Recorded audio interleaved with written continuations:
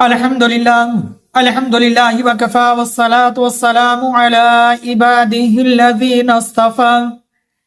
أما بعد فأعوذ بالله من الشيطان الرجيم بسم الله الرحمن الرحيم أنه قال الجفاء كل الجفاء والكفر والنفاق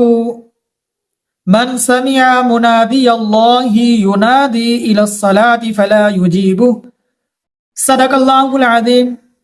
محترم ناظرین اکرام، السلام علیکم ورحمۃ اللہ وبرکاتہ۔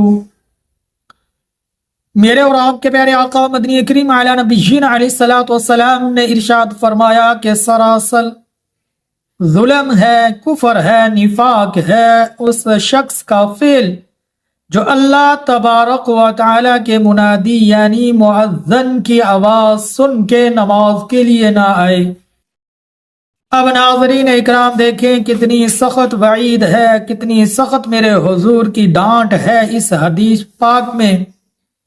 یہ حدیث پاک ہم کو کیا سبق دیتی ہے، کیا بتاتی ہے کہ ہم سب 5 وقت کی اذان سن کر فوراً نماز کی تیاری کے لیے شروع ہو جائیں، نماز پڑھنے والے بن